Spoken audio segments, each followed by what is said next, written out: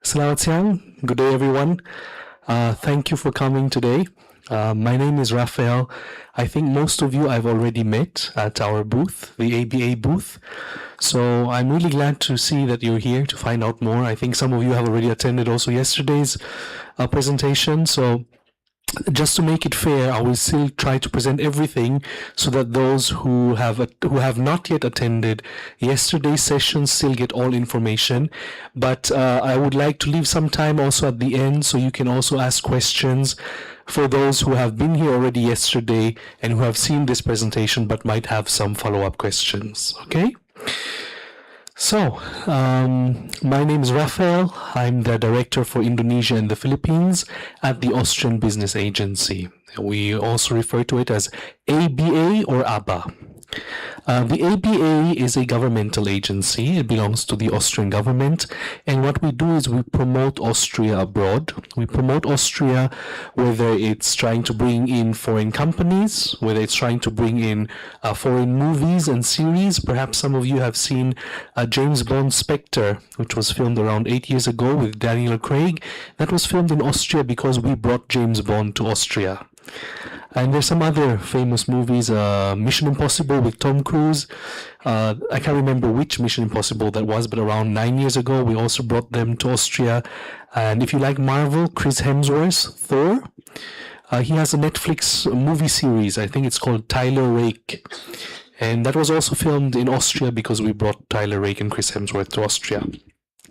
But what I do is work in Austria. And work in Austria, we focus here on helping Austrian companies fill their vacancies with international talent like yourself.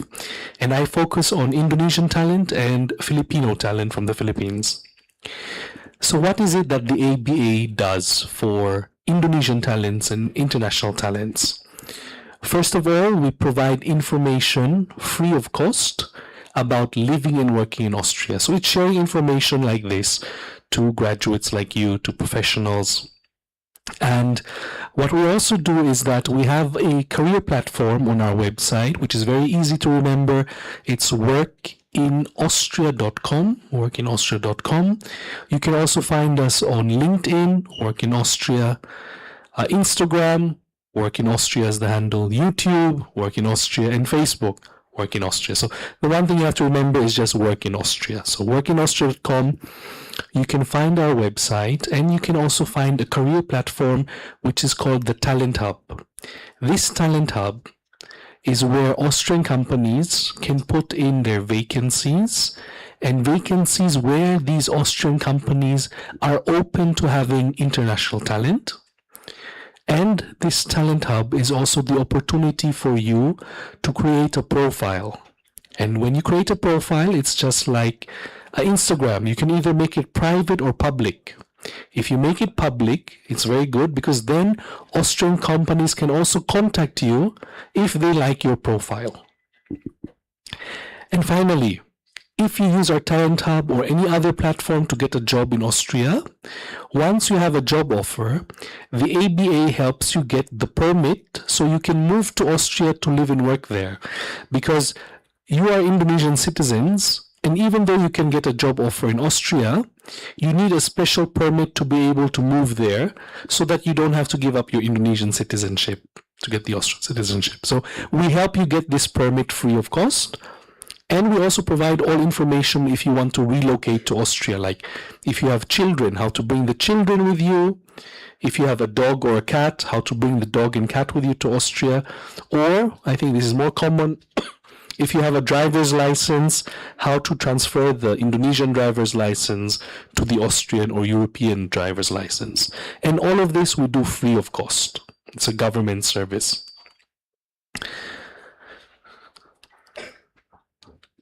So I think if we can skip to the next slide, but it's not moving.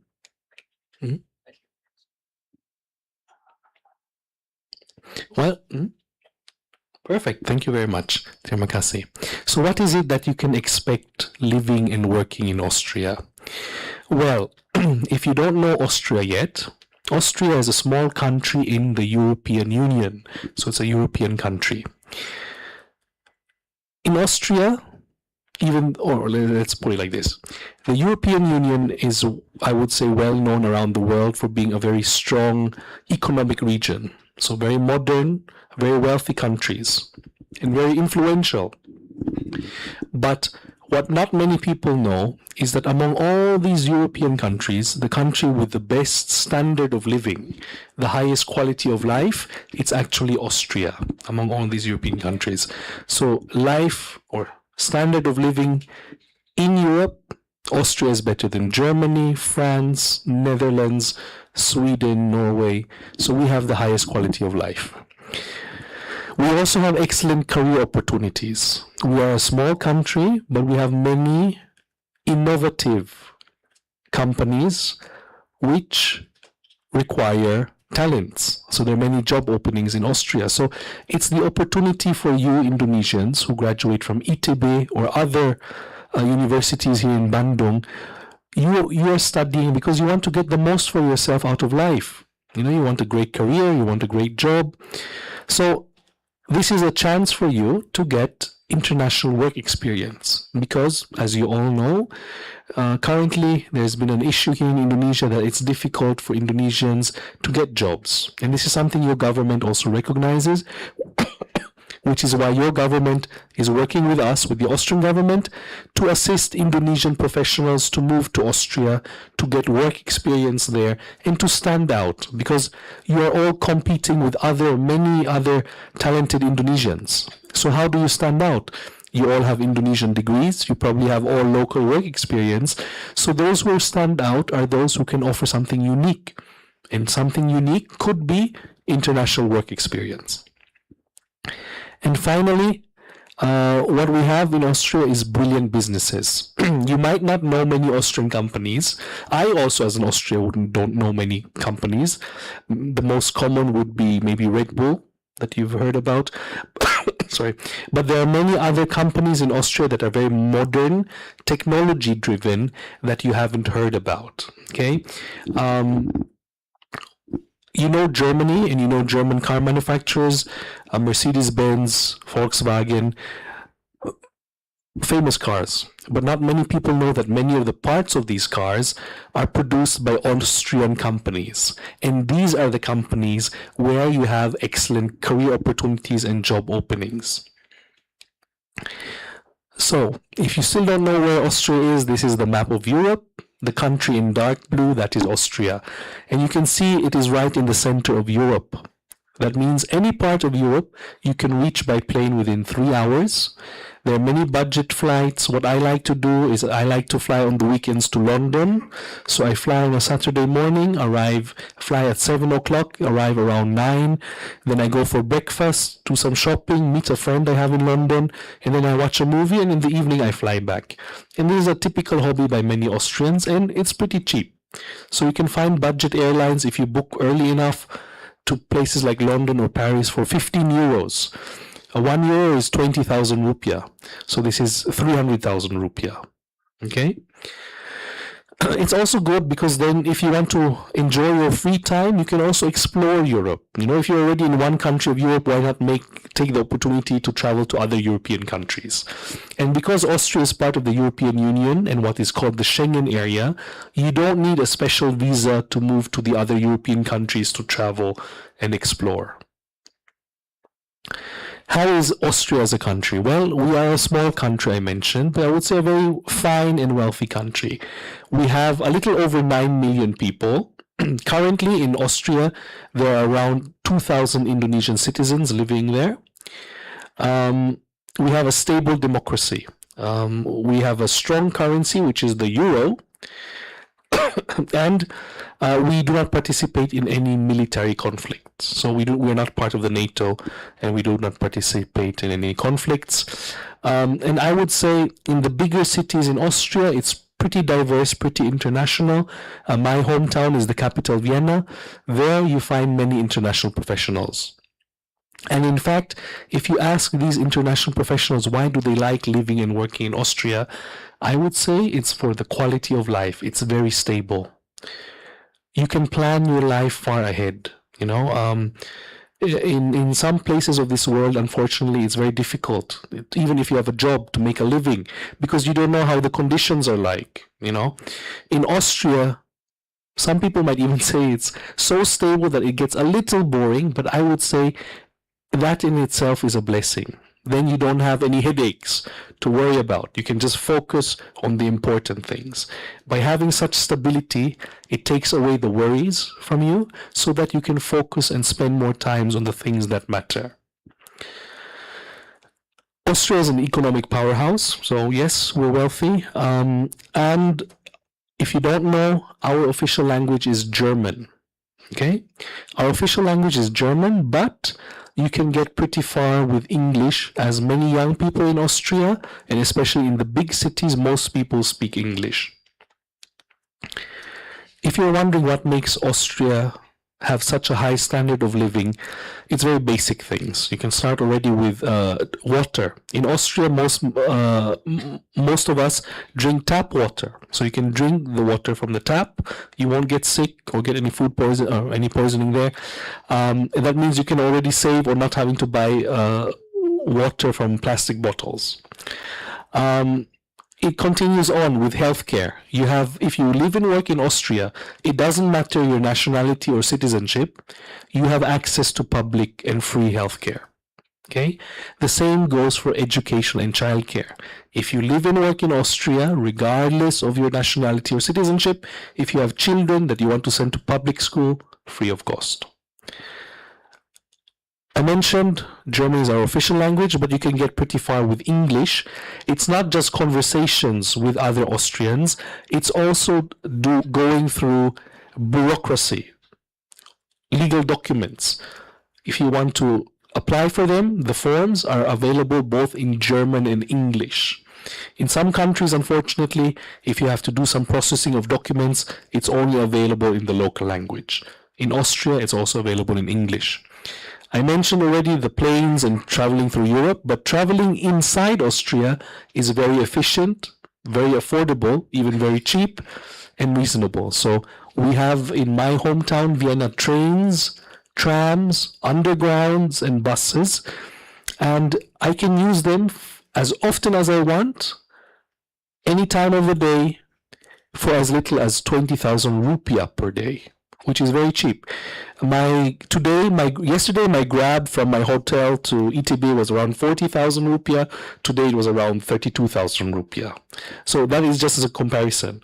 You can use all public transport and it's reliable. There's a timetable. It's not like you have to wait until the next bus arrives. No, you know already the next bus comes every 4 minutes. So any of these buses you can use for just 20,000 rupiah per day. And you can use them as often as you want. It's trains, trams, undergrounds, and buses. So yes, just to mention once more, the highest quality of life in Europe, in the European Union, which is already a very wealthy region, it's in Austria. Where in Europe do people have the most days off? And this also applies to quality of life. That means you get enough sleep and rest. It's also Austria. In Austria, the government has 13 public holidays per year. Today actually is a public holiday in Austria. So if today were not Saturday, but maybe let us say a Wednesday, that means on this day, people don't work. In addition to that, if you work a full-time job in Austria, companies must give you minimum 5 weeks of holidays per year, which is 25 days per year, because a full-time work week in Austria is 5 days a week. If you work a full-time job, you must have at least 2 days off per week. So if you have 5 weeks holiday per year, that's 25 paid holidays per year. And this is really for you to have holiday, to rest, to travel, to sleep, whatever you want to do. Because if you're sick, you don't use those holidays, there's separate sick leave. If you have to take care of your children or grandparents, you don't use these holidays, there is separate caretaker's leave. Okay? This is really for you to have holidays. And also, you must use these holidays, because at the end of the year, you are only allowed to have 10 days that you did not use of the 25 days. And these 10 days that you did not use, you will transfer them to the next year. The next year, you have new 25 days plus the 10 days from the previous year, 35 paid holidays. Also in Austria, a typical work week, I mentioned, is 5 days a week. And if you work an office job or regular hours, Fridays is always half day. In some Asian countries, I know it's very typical to work overtime. 12 hours, 13 hours. In Austria, full-time work week maximum is 40 hours, and Friday you work half day. So around lunchtime, your boss or your colleagues already start going home. So you can already travel to another European city Friday afternoon. Yes, I mentioned the example I like to keep giving is my own time. I used to work for Austrian Airlines, which is like Austrian Garuda Indonesia, the national carrier. There, every 5 years, they give you 1 month off. So they say, Raphael, which month of the year do you like? You can say September, January, or February. You choose a month. And then they say, okay, this month, you don't have to work, you still get your salary, or if you want to work, we pay you double salary. And even if you choose that month off that you don't work, you still have your 5 weeks of holiday for the rest of the year, for the remaining 11 months. Okay? Some companies even, they offer you 6 weeks of holiday. It depends on the company. You can always negotiate and try to ask for more holidays. But that doesn't mean that we do not like to work hard. It just means that we like to reward our hard work with free time. So if you're wondering, okay, Austria is a very wealthy country, lots of holidays. How much does it cost to live there? Well, on average, an Austrian adult spends around 2,100 euros per month. Around 2,100 euros. But this is an average. So this includes singles, this includes couples, this includes families. This includes very wealthy people who live luxuriously. And this also includes people who live frugally and don't spend much. It's just an average. I have friends who are single, who are young, around our age, who spend maybe only 1,500 euros per month. So this is just an average, 2,100. But when you compare it to other European countries, I would say this is still very reasonable. As a fresh graduate, I would say a typical salary for a fresh graduate in Austria, specifically in the technical field, you're looking at around 2,500 euros and above. So that still gives you space to the average living cost. And if you live below the average, if you don't spend much, you can save even more. If you don't spend 2,000, but maybe you only spend 1,500, then you have more space with your salary. So this is just to give you a comparison with other big famous European cities. The cost of living and rent in Vienna, the capital, is considerably cheaper than Paris or London. So you can have the best of both worlds. If you live in Vienna or Austria, you can still experience Europe without having to spend as much as in other big European cities and capitals. Now let's talk about work. I mentioned, yes, we have great lives there, lots of social benefits, but we still like to work hard and perform hard. So you guys are still young, you're hungry, you want to move up in your careers, because this is the time to make the most out of your careers. Once maybe you have a family, you have other commitments. So as you're still young, you still want to dedicate most of your time to your careers. So which companies exist in Austria? Well, the most famous companies, you can see their logos here, Red Bull and Swarovski. Red Bull, the energy drinks, Red Bull, the football club, Red Bull Formula One, Red Bull Esports. Swarovski, jewelry, they also have glasses, minerals, and crystals. Some of the other company logos here are maybe not that well known. TT Tech that you see over there on the bottom right, they produce or they contribute to auto mechanics, but also to car companies, but also to aerospace. So we have a variety of companies in Austria, but I would say Austria is very strong in heavy industry, machinery, innovative companies, metalworks. Okay, so everything related to IT, tech, engineering, life sciences. So, what are the conditions to live and work? What are the conditions to work in Austria? In Austria, if you see a monthly salary on the job description, you have to multiply it by 14, because 14 times in a year you get paid your monthly salary. Also in Austria, in every profession there is a minimum wage that is stipulated. So there is a minimum wage that you can look up online for that particular profession, and you know that company must pay it. But it's just a minimum wage. In Austria, it's typical to get above the minimum wage. You negotiate for a higher salary. And you have a good chance for a higher salary if you have the right education, if you already have work experience in that particular job. How much can you negotiate? Well, I think that it's limitless, but generally I would say I've heard people mention between 10 to 30%. Your working hours are also stipulated. A full-time work week in Austria is anywhere between 38 to 40 hours, and that's stipulated. In Austria, overtime is allowed, but companies frown upon it. So they don't want you to really work overtime because they must pay you for the overtime, or they must give you time off for that overtime. So for example, today I'm working, it's Saturday. I'm working here at ETB Career Fair around 8 hours.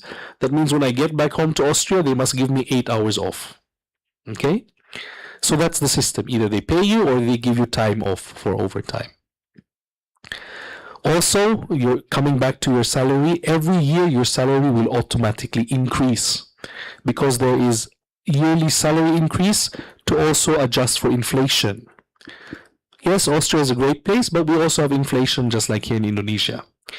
But the salaries are adjusted for it. But if you want, you can also negotiate for a higher salary in addition to the inflation adjusted increase, if you feel like you're a good performer. Also, if you live and work in Austria, even if you're an Indonesian citizen, you have access to healthcare. So you can go to the hospitals and doctors of the public system. You also have the social benefits, such as unemployed benefits. So if you live and work in Austria and then you become unemployed for a short time, you can also have access to unemployed services, which is helping you find a job, which is also going for additional training. You also have pension. So when you're retired, you get money regardless of your citizenship. And also, if you have children, they have access to free education, whether it's school, kindergarten, or public universities. Also, I like to mention this also because I want to emphasize this. In Austria, we are, let's say, we contribute to equal treatment of employees regardless of gender or sex. So in Austria, if you have a child, I would say it's a very good place to start a family. Regardless of your citizenship, if you live and work in Austria as a woman, if you become pregnant while working 8 weeks before giving birth, 8 weeks after giving birth, you are not allowed to work, but you still continue to get paid. So 16 weeks, close to 4 months. After these 16 weeks of paid leave, the woman can decide to go on paid maternity leave. Paid maternity leave in Austria, you have to decide either 1 year, 2 years, or 3 years. Okay, so up to 3 years you can go on paid maternity leave in addition to the 16 weeks during childbirth. And this is for every child. So if you have 3 children, it's not 3 years divided by 3. This is for every child. Also for the men, you can also have paid paternity leave. It's 1 month or 2 months. Okay. And for the women, if you become pregnant and you were working before you got pregnant, you don't have to be scared about losing your job. In Austria, it's illegal for a company to let go of a woman. When you become pregnant and you return, the company has to guarantee you a job. And when they guarantee you the job, it has to be a job of similar or equal level. Because in some parts of this world, companies try to get rid of the women by giving them lower pay or lower positions. In Austria, this is illegal. So you might not get the exact same job, but you have to get a job of a similar level. Maybe you are a marketing manager, before becoming pregnant. So when you come back, maybe the marketing manager role has already been given to someone else, but you'll get maybe the role as sales manager. So it's still similar or equal level. And also, for every child you get paid child allowance. When my mother had me, she got 200 euros for me. So let's say 200 US dollars, so 200 times 20,000 rupiah. And she got that every month until I was 25 years old. And this is for every child you have, until the child is 25. So, how can you move to Austria if you're interested in all these high quality of life benefits? All you need to move to Austria is a job offer. Indonesians can move to Austria if they have a job offer for a professional role or a highly skilled worker role. Most of the vacancies are in IT, engineering, technology, and life sciences. So, software development, IT technician, mechanics, electricians, electrical engineering, electronics, mechatronics, automation, pharmaceutical studies, biotechnology, biochemistry, medical technology. Those are where many vacancies are. But if you are from another professional field, don't worry. You can also come to Austria, but you have to find a job offer. Okay, we helped, for example, 2 weeks ago, an Indonesian lady from Bandung. She moved to Austria with an accounting degree, and she now works for PwC, one of the big four. So it's possible also in other fields, business, marketing, but you have to find the job offer. And I'm just telling you that you will have to be patient because, as I mentioned, most vacancies are in IT, engineering, and life sciences. So once you have this job offer, you get it by applying for the job, going for the video interview process. Once you have the job offer, you can contact us, the ABA, because we will help you get the permit, a work permit and residence permit, so you can move as an Indonesian citizen to Austria. This permit is called the Red, White, Red card. The Red, White, Red card, this permit, allows you to move to Austria for 2 years. You can live and work there. During these 2 years, you must work for the Austrian company that gave you the job offer. After the 2 years are over, you can extend your stay by another 3 years. And this extension is called Red, White, Red Plus card. The difference between the basic card and the Plus card is once you have the Plus card, you can apply for any other job. So if you want to progress in your career, you're no longer stuck with the first company. Of course, if you love the first company, you can also stay there. It's no problem. But you are free to then evolve in your career and apply for other jobs. What other benefits are there for having this Red, White, Red card? Once you have this Red, White, Red card, if you have a family, that is spouse and children, they can also get a Red, White, Red card and join you in moving to Austria. Okay, so your family can join you. In fact, your family has a better status than you because they get the Plus card from day one and you have the basic card. And the reason is, we know among many Indonesian families, the Indonesian who goes abroad, it's a big sacrifice. You leave your family behind to earn money. You leave your partner behind and you don't see them for a long time. We know about this challenge and we don't want this to happen, so you can bring your spouse and children. And there are some countries that also allow you to bring your spouse, but many times they don't allow your spouse to work in the new country. So your partner has to also give up on their own career, and they have to give up on earning possibilities. In Austria, we don't want this to happen, so your spouse can work also from day one if they get a job offer. So they don't have to give up on their own career. What you need for this permit is a job offer. Once you have the job offer, then the authorities will evaluate you based on 4 criteria. Your qualifications, so you show your university degree or whatever qualifications you have. The second is your age. The younger you are, the more credit or the more points you get for this permit. The third criteria is your work experience. For every half year of work experience you have that is relevant to your job offer, you also get points. And the fourth field, languages.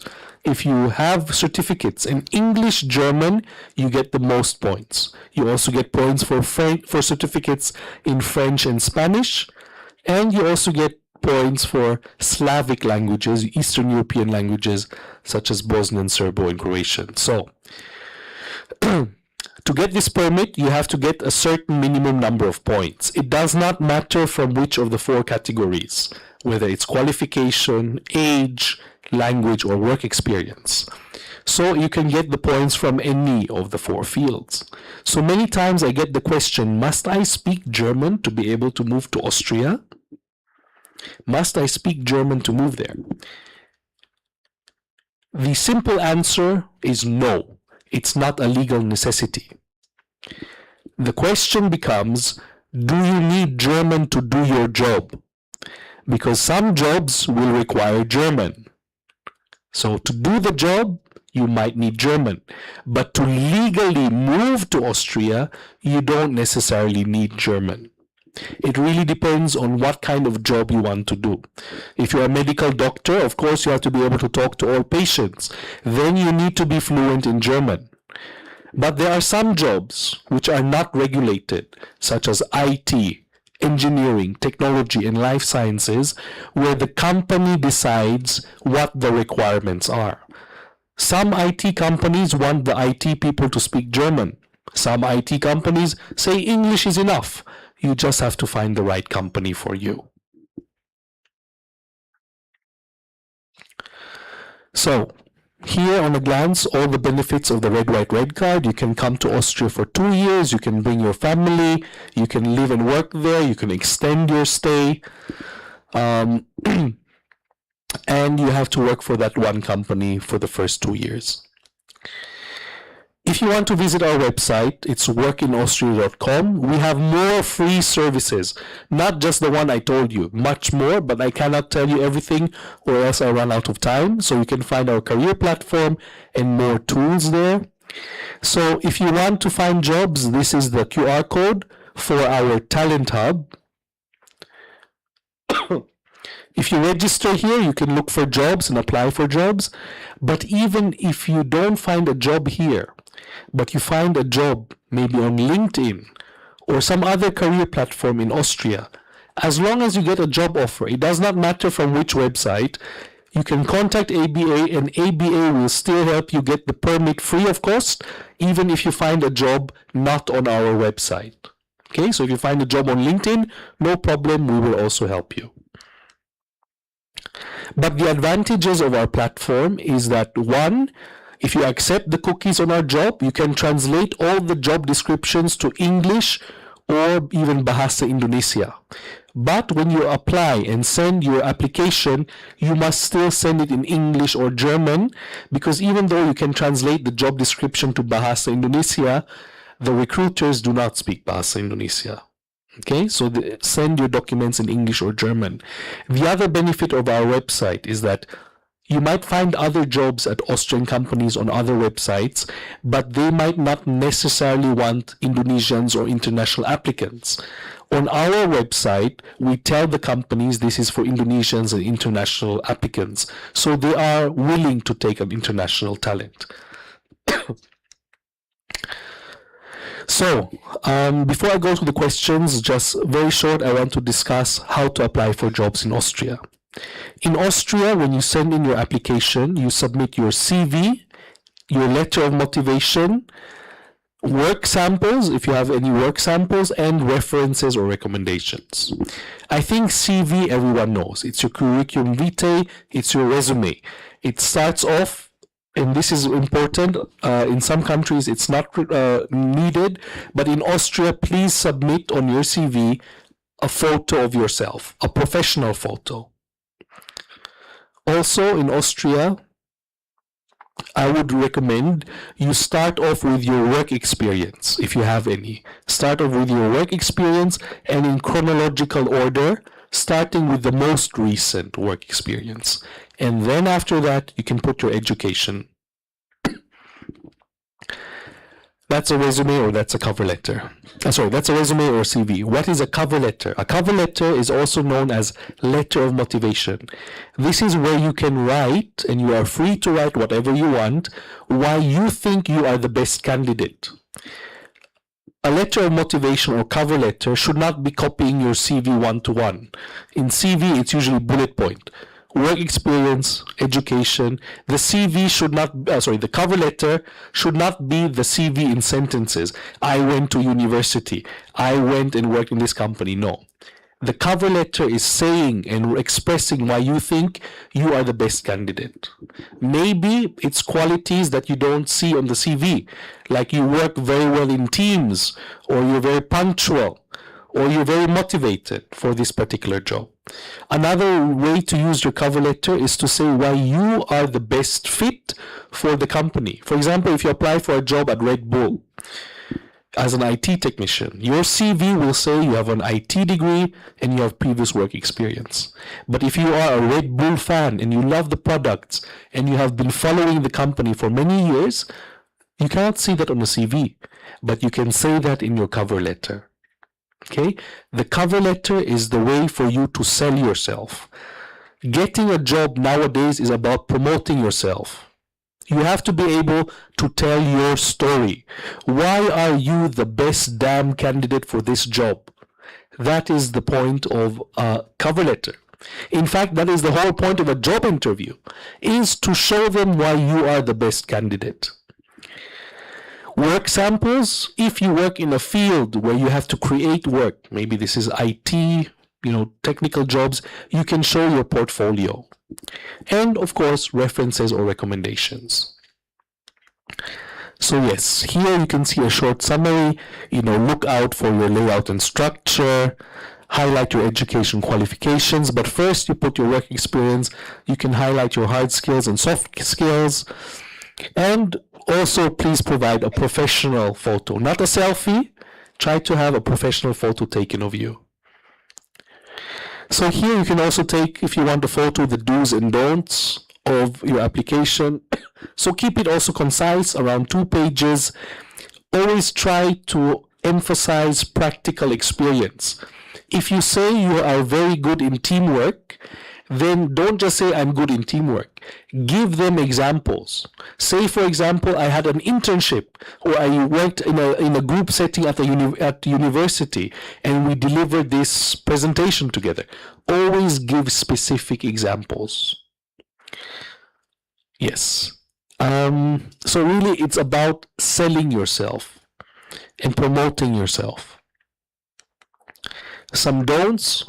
You can also take photos if you want. In the photo, please make sure you have professional clothing or something with which you can present yourself. Don't come in. Don't put a photo where you're just in t-shirt, for example. Look professional. Look like the person you would give the job to. Yes. Also, make sure that you check for typos or errors. A reason why some people say, why is it important if there are typos or grammar errors? For example, there and there, THEIR or THERE. Yes, I understand sometimes it's nitpicking. Sometimes these typos happen when you're typing on the laptop or on the phone. It can happen, it's no problem. But the reason why you have to be very exact is because the way recruiters think about it is if they say, oh, he already made a typo in his CV, he doesn't care for details, then how much more will this person care less about work he or she is doing for the company if they don't even care about themselves and their own CV? So here's some more do's. Yes, connect always your experience to the job you're applying for. Always make sure what you present is relevant. And I'm already going forward here. When you go for the job interview, when people ask you questions, whatever answer you give, make sure it relates to why you are a good fit for the job. If they ask you in an interview, tell me about yourself, they don't really want to know where you grew up, who your family is. Yes, it's nice to know, but what they want to hear is what is it about you that makes you a good fit for this job? So for example, if you talk about your hobbies, when they ask you, tell me about yourself, then make sure you explain why your hobbies make you a good fit for the job. For example, if you play basketball, then you can highlight, well, in a basketball setting, you are depending on teammates. So this can highlight how you are good in teamwork environments. So don't just say anything. Make sure whatever you say relates to why you are the best candidate for the job. Some more don'ts here. When you write your cover letter, do not just repeat your CV. The cover letter is the chance to highlight aspects about yourself that you cannot see in a CV, such as your motivation, such as your personal traits. So the interview. If you apply for a job in Austria, what are the kinds of things you can expect? First of all, if you are invited for an interview, make sure you always research the company before the interview. The best place to research is, of course, the company website. How is it that the company likes to present itself? Also, every time you apply for the job, please do not make the rookie mistake, the beginner mistake, to not save the job ad. Always save the job description for every job you applied for, because maybe the interviewer will come back to you 1 month later and the job description is not anymore online, and then you forgot what the job is about. Always save the job description. I have a USB stick here with me for all of my own job application since 2020 with all the job descriptions. And very important, the job interview is not only the time for the interviewer to ask you questions. The job interview is the chance for you to ask the company questions. In fact, in Austria, they will evaluate you by how good your questions are. Okay? The best, in my opinion, the best questions to ask are the questions where you can't find the answers online. Something about the company that the company does not say about itself on the website. Just to give you an example, what would be a good question, in my opinion, is by asking them directly, what are the qualities of your best employees and what are the qualities of your worst employees? You see how they answer. How much do they want to admit and share? This is not information that they will put on their website. It's critical questions. It is about asking questions where the company and the interviewer notices that you really thought about it, and not basic questions like, how many employees do you have?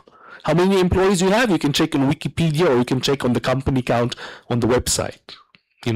It's about thinking up questions where there is a lot of thought about it that you can't find on the website or online.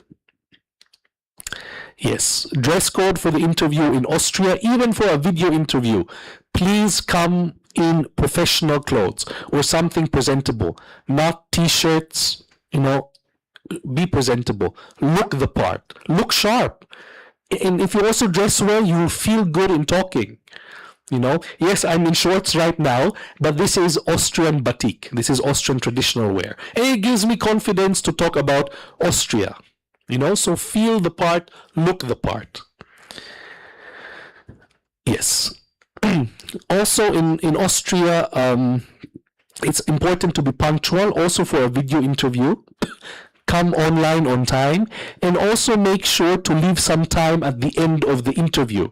So if the interview is 60 minutes, my recommendation, plan at least 90 minutes. Because a good sign for you is if the interview goes longer than expected, because Austrian interviewers don't want to waste time. If they don't like you, they will keep the interview short. If they like you, they will spend more time talking to you, and give them that time to get to know you. That's why leave enough time. Do not be in a hurry. Do not have meetings right after the interview. Give it enough time. Yes. And also just be confident, It's a numbers game. Maybe you can't get all job offers, but be confident. The more you apply, the more you learn, and the better you become at job interviews. So here are some typically frequently asked questions by interviewers in Austria. You can take a photo here, but what are the kinds of answers you can give? Let's take the first question. Why did you apply to our company? Okay. The answer is not because I saw your job ad. The answer is trying to highlight why you are the best candidate for this job. As I mentioned before, every answer you give has to be systematic in showing and highlighting why you are the best candidate. Okay? What is important for you when working with the manager and the team? Try to highlight things about yourself that will show them, oh, this makes him a good candidate for this role.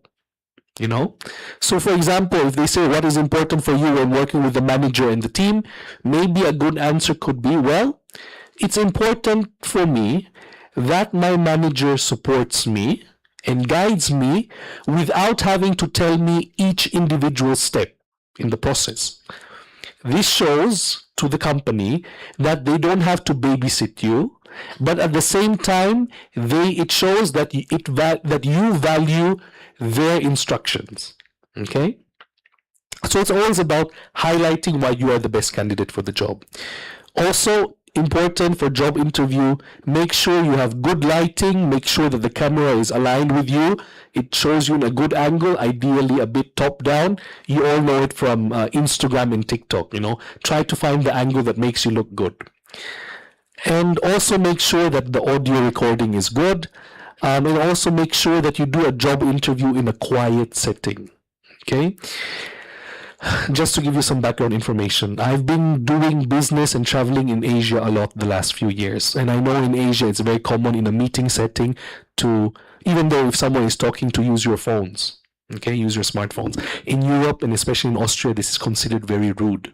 Okay, so if you are in an interview setting, do not take out your phone and start typing or texting during the interview.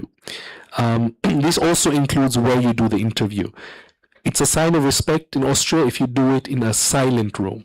Okay, don't do an interview in a cafe where they hear the background noises. Yes. And also you can always, when you go for an interview, always make sure either you know your CV and cover letter by heart, or you have a copy so you can always refer to it because they might ask questions about your CV. Yeah. I think, I already have mentioned that before, time buffer. So yes, you can here's a short summary once more about the job interview process, the things you have to remember. Punctuality, keep eye contact, look directly at the interviewer.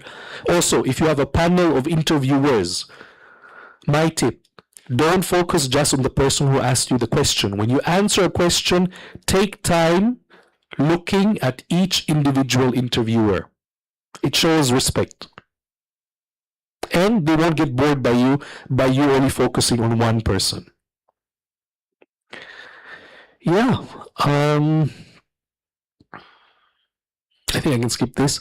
If you want to look at the jobs, here's the QR code. You can contact me via email or LinkedIn. So you can also find me on LinkedIn. My name once more is Rafael Ray Bacolod. You can find me there. I will help you. I will try to assist you as much as I can. And you can visit our booth, the ABA booth. I think the best thing right now is, if you have any questions, I'm free to answer them now. Okay, thank you for your presentation. So I think we have about 10 minutes to quick question. Okay, 1, 2. Yeah. Then let's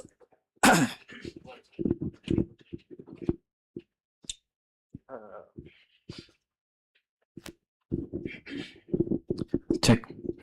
Hello everyone. I'm An. I've met you. Yes. In the board. I'm so sorry dressing in this way. No problem, that's fine. Okay, great.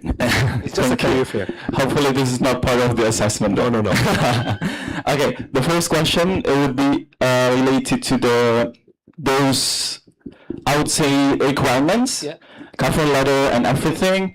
So are there any specific rules that recruiter mostly in Austria use? Because in Indonesia, the HR or recruiter mostly using funnel method. Tell me, what is the funnel method? Funnel method is like from curriculum vitae, like they shortlist those curriculum based on the major and also universities. And what about in Austria? Okay. Because sometimes they're just gonna, okay, you're not my priority, then. Yeah.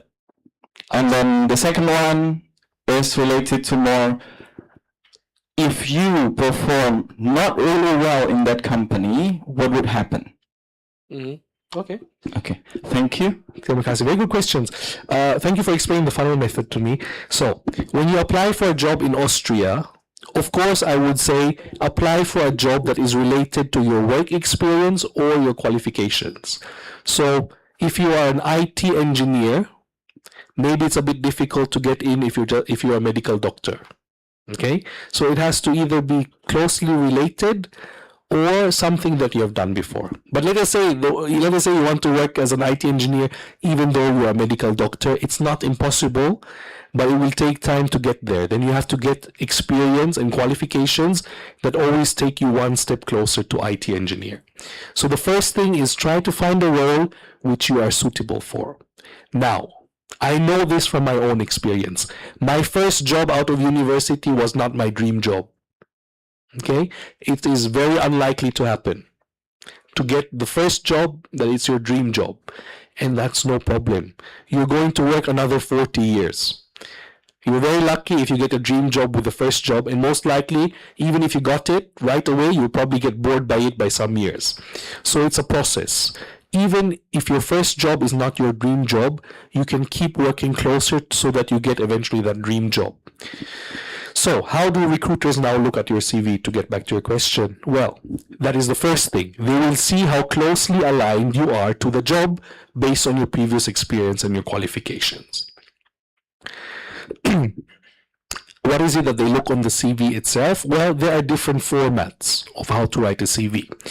You can check online. There is something called the Europass format. There are different formats how a CV should look like. Is the photo on the right? Is the photo on the left? Is the photo on the top?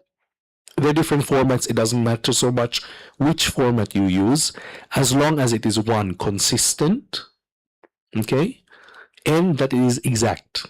One of my closest friends is an HR recruiter and I am in an Austrian IT firm. And what she likes to look at is she likes to look on the CV, is the spacing the same on each line for each paragraph. For me, sounds a bit weird, but that shows, and that's what she explained, is again, if you care about the layout, that the spacing is the same everywhere, that shows that you care and you pay attention to details. So if you do not pay attention to details about your own life and CV, how much less would you care about details for a company you work for? So it doesn't matter so much the format, as long as it is always consistent and exact. Okay? Now, another suggestion I have is that when you read when you read a job description is actually a roadmap. It's a map for you how to best present yourself. Because a job description is made up of words and sentences. And the job description, the company has only a certain amount of space to write the job description. That means every sentence they write, every word they write is chosen for a purpose. So the words in the job description, try to see whether they can match your work experience or qualification, and best case scenario, you use the same words in your CV. Okay? Because I agree, there might be some funneling also in Austria with keyword search. What are these keywords? The keywords that are in the job description. If they mention, for example, what could it be? IT expertise, front-end development. Then try to see whether you have that in your own life and put it there on your resume. So they can immediately scan and see, oh, IT expertise, front-end development, and they will not sort you out. Regarding the second question, what happens if you don't perform well in Austrian companies? Well, I personally think that will rarely happen because Austrian companies will want to make sure whoever they hire is a good fit. So they already try to pre-select those candidates who have the best chances. And I also think that is the mindset you should have. When you get a job offer, don't be scared about making mistakes. You make mistakes, I can tell you that. It's about growing through these mistakes and also have the confidence because they chose you for a reason, because they see something in you, probably something special that makes you a good fit for this role. Okay? It's normal to make mistakes, but it's important to learn out of them, not do them again, and finding ways to do things better. Thank you. Next question.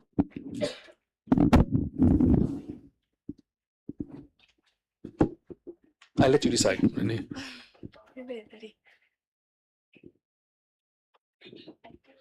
Okay. All right then, so good afternoon, or rather servus. My name is Muhammad Naufal Afif. We have met in previous year and just yesterday.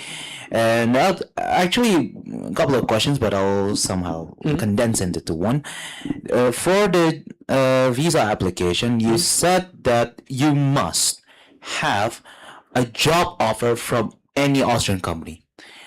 Are there any other types of visas, such as in Germany, what we call Chancenkarte or the Opportunity Card, whereby simply having the desire to seek a job in Austria is more than enough opportunity to gain visa to go to Austria and then finally start a career there?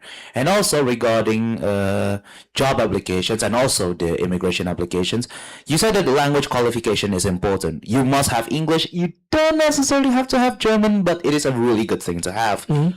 What English though? Because most of the time there are two standardized tests for English fluency, which is IELTS, which is British English, and TOEFL, which is American English. In most Austrian work settings, not European, Austrian work settings, which version of English is much preferred, more preferred? Will it be British or American? And if we type our CV, our letter of motivation or letter of intent, and other documents required for the application in the wrong dialect, what will happen? Okay. Thank you. Let me ask. Very good questions, and I remember you. Let me answer the questions in reverse. For the companies, which English is required or to what level, it doesn't really matter to them. They will evaluate you based on the interview. So a company will not ask you, show me your certificate. They'll just do the interview in English, or they'll just do the interview in German, and they'll see how fluent you are. The certificates are mainly needed to get the work permit and residence permit. Which English, British English, American English, it doesn't really matter to them, to be honest. And also, there's more than just IELTS and TOEFL, but those are the most common, as long as they follow, so to say, the European language standards. That's to answer the first question. The second question. The first question, just remind me, what was it again? Yes. There are possibilities to also move to Austria without a job, but I would say this would be very rare. This is, for example, if you are a world famous researcher or you have a Nobel Prize, then you can come to Austria and start looking for a job there even without a job. Okay? There's also the chance if you want to start a company in Austria, but then this will require heavy investment, hundreds of thousands of euros. Okay? So the best and simplest way, just get a job. Okay? Thank you. Yeah. One more, or I think this lady has been trying to ask more. Please go ahead.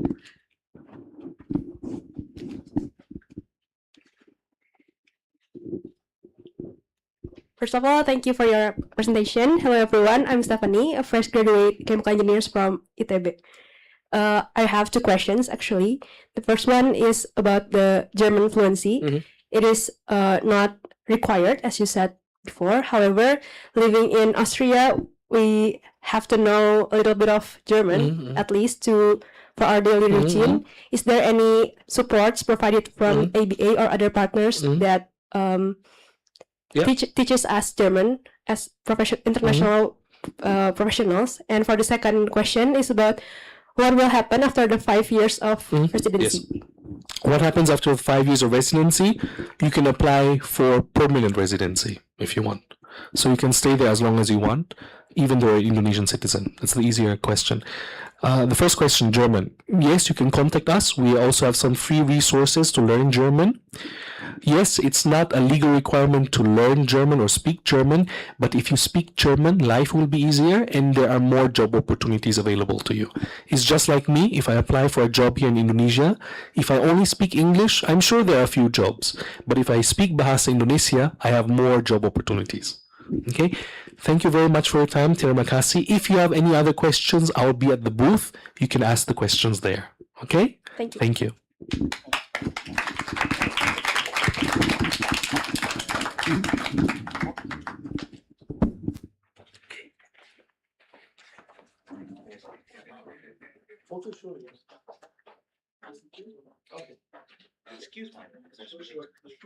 Teman-teman dimohon merapat untuk foto bersama di tengah.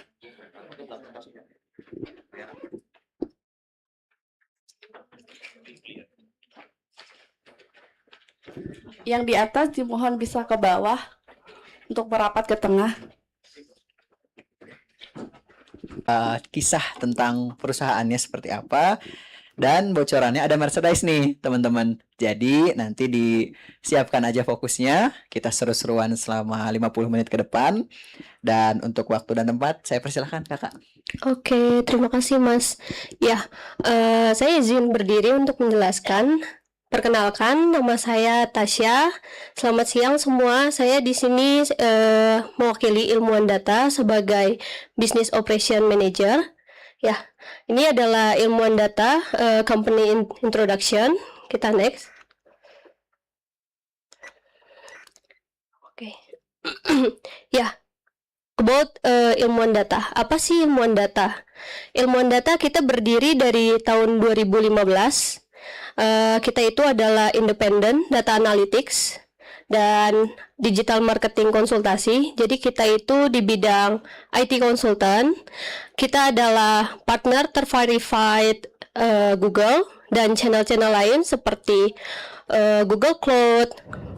Ini adalah Google Analytics, Google Ads, Mo-Engage, Meta, TikTok, AppFlyer, Braze, dan kita juga terdaftar di Industry Association. Jadi MMA itu adalah Marketing of Asia. Jadi seluruh digital marketing atau perusahaan yang mempengaruhi yang di marketing yang berhubungan dengan kayak misal industri-industri yang berhubungan dengan marketing itu ada seluruh Indonesia atau seluruh perusahaan yang ada di seluruh dunia itu kita menggunakan Industry Association. Jadi kita itu terdaftar di MMA. Dan ini adalah IABC India. Jadi ini merupakan industri yang bergerak di dunia digital juga. Kalau kalian tahu seputaran dengan IABC, jadi ini merupakan perkumpulan digital atau konsultasi IT yang berhubungan dengan dunia IT. Next.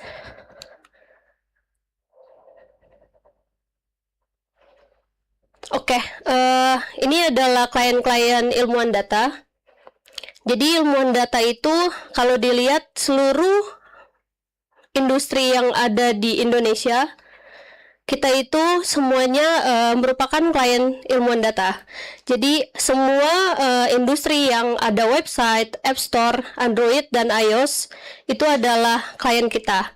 Contoh yang paling besar itu dari Telkomsel kita alhamdulillah kemarin baru menjalani kontrak sampai 2 tahun sama Telkomsel, dan ada seluruh Astra Internasional, semua Astra Internasional Group kayak Daihatsu, Auto 2000, OLX itu merupakan klien kita. Dan ada klien-klien lainnya yang nggak disebutin di sini sebetulnya. Ya, ini penjelasan terkait dengan IABC. Sebelum itu mungkin ada yang mau ditanya dulu. Oke, kalau kita nggak ada yang nanya, kita next ya. Ya, ini merupakan CEO kita yang sedang menjalankan present event yang ada di MMA. untuk berhubungan dengan topiknya itu mengenai dengan AI dan ML, machine learning. Oke, next. Ya, selanjutnya ini ada HR program yang dimana ilmuwan data itu nggak cuma untuk mengerjakan atau kerja di dunia profesional aja, tapi di dalam ilmuwan data juga ada health and wellness. Apa itu sih health and wellness? Jadi kita itu di dalam satu divisi kita mempunyai grup. Jadi banyak divisi itu kita kelompokin untuk jadi beberapa grup. Nah, grupnya ini kita tujuannya apa? Tujuannya itu untuk work-life balance. Jadi nggak cuma untuk kerja, tapi kita itu melakukan seperti olahraga, badminton, dan ini ada beberapa foto juga. Kita lagi spa, dan ini dilakukan itu setiap bulan. Next, nah ini adalah ini ada berupa grupnya. Jadi semua divisi yang ada di kita itu kita bagi-bagi ada 3 grup. Dan grupnya itu saya itu masuk ke Fantastic Tree. Dan Mas Galuh juga di sini itu masuk Fantastic Tree. Kalau di sini HR lebih ke independen, jadi dia nggak masuk ke dalam grup. Kalau divisi-divisi lain itu jadi host activity itu apa sih sebetulnya? Host activity itu adalah kegiatan di luar dari kerjaan. Yang dimana activity-nya itu berupa kayak bowling, terus games, dan activity lain seputar dengan kayak di luar pekerjaan lah intinya.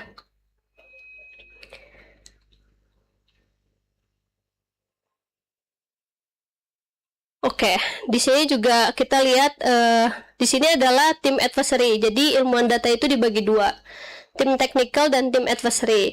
Nah, kalau tim technical itu yang berhubungan dengan produk, engineering, terus Google Cloud, yang terkait dengan technical. Kalau advisory itu lebih ke performance marketing, digital analyst, data scientist, terus ada performance marketing analyst. Jadi di sini adalah activity, ini ada grup advisory, jadi kita nggak cuma host activity doang, jadi lebih ada host activity lain, tapi itu per divisi. Nah, ini dibagi 2. Untuk melakukan apa? Itu karena kita untuk setiap bulan atau per kuartal, karena kita itu basicnya itu hybrid. Jadi ada beberapa karyawan yang ada di Jakarta dan ada beberapa karyawan yang di luar Jakarta. Jadi setiap kuartal itu biasanya kalau karyawan yang di luar Jakarta itu diharuskan datang ke Jakarta untuk melakukan team bonding seperti host activity ini. Ya, kita juga ada town hall. Town hall ini biasa kita lakukan itu untuk update secara general, secara perusahaan itu setiap bulan seperti apa yang kita lakukan, apa yang kita tuju untuk setiap bulan, dan setiap kuartal kita melakukan itu harus onsite. Jadi ada town hall itu yang online, ada town hall itu yang onsite juga. Jadi setiap kuartal sekalian sama host activity yang lain itu harus anak-anak yang di luar Jakarta itu harus datang ke Jakarta lah intinya. Nah, untuk sesi ini sebetulnya kita mendatangkan bestar dari Microsoft. Jadi kita nggak cuma partner Google, tapi kita partner Microsoft juga. Dan ini bentuk untuk kegiatan terkait dengan apa yang ada di Microsoft untuk mengambil ilmuwan data tuh harus dipecut dengan sertifikat.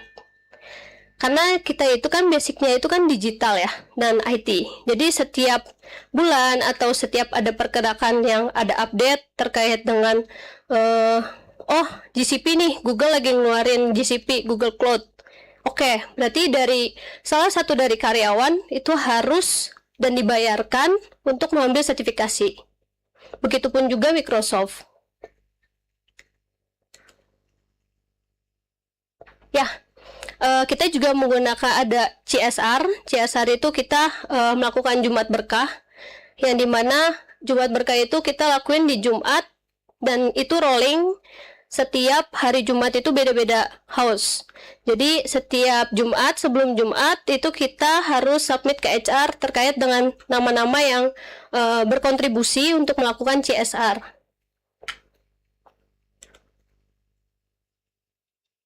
Ya, oke. Mungkin kalau dari saya cukup. Nanti bisa saya jelaskan lebih untuk employee benefit akan dijelaskan oleh HR. Tapi sebelum itu, apakah ada yang mau ditanya terkait dengan introduction dari ilmuwan data? Silahkan teman-teman, barangkali ada yang mau bertanya. Nyari Ya. di meja nih hadiah-hadiahnya. Mungkin ada yang mau nanya seputaran dengan apa aja sih yang dilakuin dari data ilmuwan data untuk menjual ke klien, karena kan kita konsultan nih. Ada yang mau ditanya kah? Atau dari kakak-kakak ini jurusannya apa, kalau boleh tahu? Mungkin ada yang bertanya apakah saya bisa switch karir atau gimana Mbak gitu.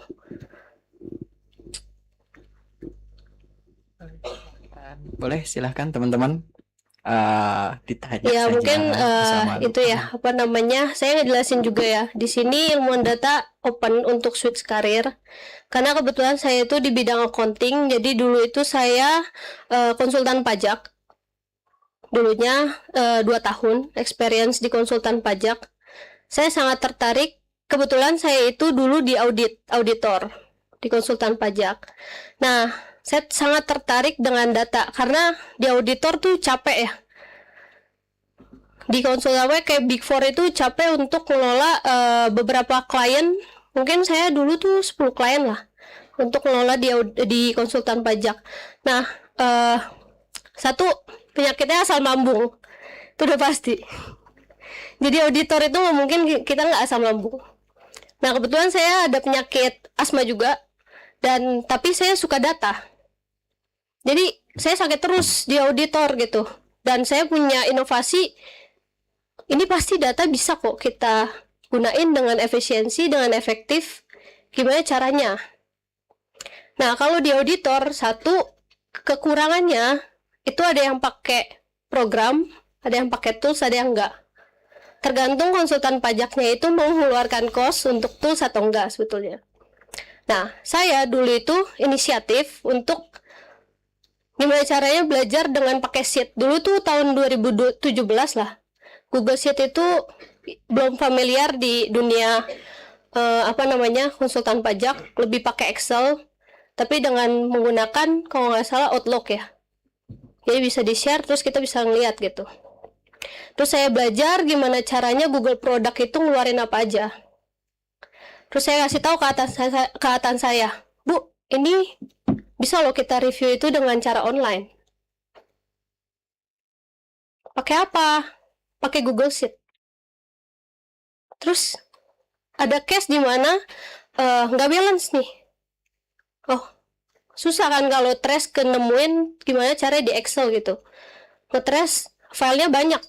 Laba rugi, neraca, laporan keuangan tuh serumit itulah. Trial balance. Terus saya inisiatif untuk melakukan kepake Google Sheet, di mana Google Sheet itu bisa kita pakai pivot atau enggak pakai cara nge-trace secara online. Nah, itu bisa nge-link semua ternyata. Nah, dari situ kebetulan ilmuwan data adalah klien saya. Saya presentasi di CEO ilmuwan data dengan laporan keuangan mereka. Saya present CEO-nya, terus saya bilang, ini data, kenapa kok kamu tahu Google Sheet? Ya, saya belajar. Terus CEO-nya langsung hubungi saya untuk hiring langsung di dalam lift. Saya tertarik sama kamu karena kamu satu-satunya di 2017 konsultan pajak pakai Google Sheet. Karena saya itu punya perjanjian lah ibaratnya di profesional untuk konsultan pajak itu nggak boleh ngambil klien dari klien kita sebetulnya. Dan dari CEO-nya kasih penawaran 2 kali lipat dari gaji yang sekarang.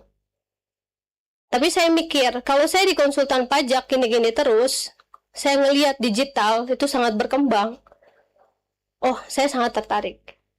Jadi saya pengen switch karir ke data scientist awalnya.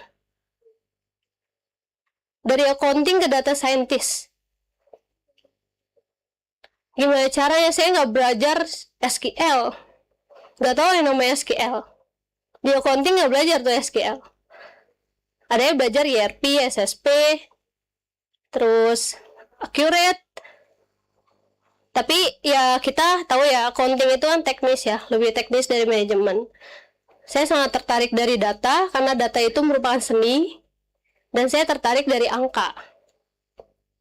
Alhamdulillah saya sekarang dari 2019 di ilmuwan data, sekarang saya sudah jadi manajer. Dengan cara-cara inisiatif dari data-data yang ada di operasional, saya gunain dengan cara BigQuery. Ternyata ada yang lebih hebat daripada Google Sheet, yaitu BigQuery. Kalau kalian tahu BigQuery itu kayak masukin kayak Tableau lah, kalau nggak salah. Tableau itu semiliar lah. Tableau kita masukin data Excel, data sheet, dan data lain-lainnya. Kita masukin ke BigQuery dan masukin Looker Data Studio, itu udah semua. Tinggal kita present ke manajemen, oh ini. Udah dapat laporannya. Beda dengan manual gitu. Jadi saya cuma bilang pengen kasih tahu lah ke kakak-kakak semua, jangan takut untuk switch karir di bagian konsultan IT. Karena IT itu sangat ilmunya sangat luas untuk dipelajari secara umum. Jadi buat kakak-kakak yang sangat tertarik dengan data, bisa langsung melamar ke perusahaan kita ilmuwan data. Dan kalau emang saya taunya basic-basic aja Mbak, kita buka juga untuk internship. Kalau emang nanti cocok dan dari kalian itu udah saya udah bootcamp dari review atau data analitis atau apa, itu kita sangat-sangat open gitu. Mungkin ada pertanyaan? Ya, boleh. Namanya siapa, Mas?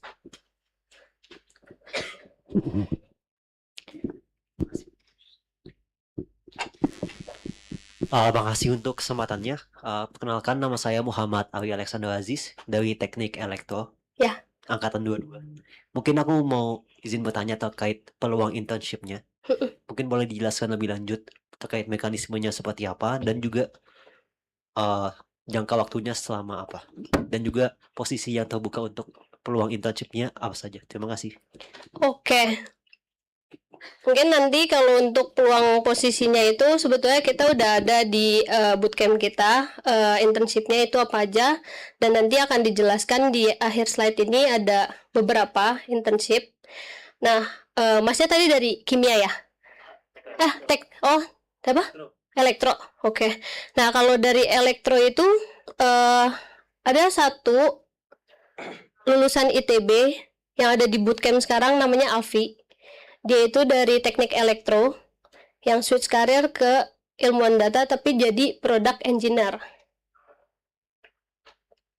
Nah, dari product engineer, dari dia fresh graduate sampai sekarang dia masih di ilmuwan data. Dia kayak lebih dulu dari saya, 6 tahun atau 7 tahun lah di ilmuwan data sekarang. Nah, internshipnya itu mekanismenya seperti apa? Satu, kita itu udah update di ITB, di portal ITB ya. Internshipnya itu berupa paid, itu pasti kita bayarkan. Dan yang kedua itu onsite. Karena kenapa kita pilihnya onsite?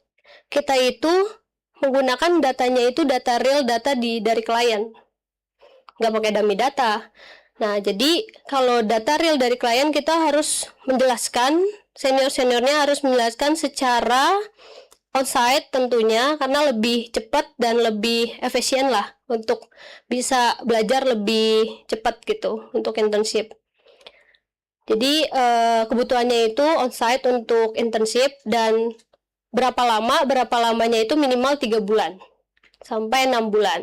Nah, peluang dari internship dari ilmuwan data itu apa? Itu udah pasti. Pertama, kita itu ada namanya internship performance. apa sih internship performance. Jadi kita itu nggak cuma internship kita gaji dan kita dapat sertifikat untuk internshipnya, tapi kita itu ada kasih performance, yaitu penilaian gimana dia itu internship di ilmuwan data. Nah, penilaiannya itu dari mana? Penilaiannya itu pertama dari hasil report selama dia internship. Yang kedua dari atasannya, apakah dia cocok untuk di ilmuwan data next untuk karyawan tetap atau enggak. Sebetulnya karyawan tetap atau enggak itu kan sangat ini ya, apa, tergantung kalian ya untuk kerja itu gimana gitu di dunia kerja. Nah, tapi di internshipnya ilmuwan data itu enggak rugi. Satu, kalian tuh punya portofolio langsung ke klien industri besar. Kalian bisa ngelihat data secara real yang terjadi di dalam misalkan Telkomsel. Kebetulan dari semua karyawan kita tuh kasih setiap satu karyawan itu 3 PIC. Nah, PIC dari setiap klien. Contohnya Mas Galuh ini data scientist senior. Dia itu megang perusahaan-perusahaan besar. Tokopedia, Telkomsel. Dan dulu dia juga fresh graduate di sini dari junior, sekarang berapa tahun, Gal? Udah setengah tahun tapi udah jadi senior. Jadi peluang karirnya tuh sangat pesat, tergantung dari growth kalian masing-masing sebetulnya. Kurang lebih gitu sih. Thank you. Ada yang mau tanya lagi? Ya, boleh Mas. Mungkin bisa bantu jawab juga ya.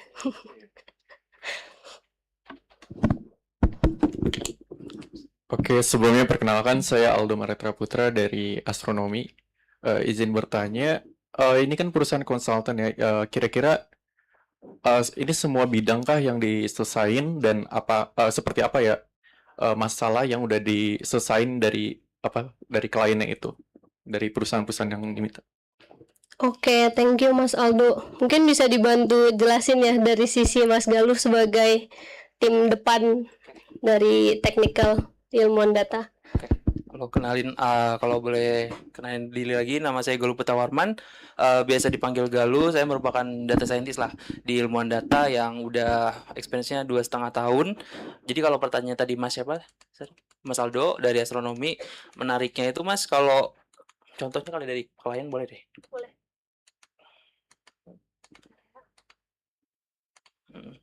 Terus.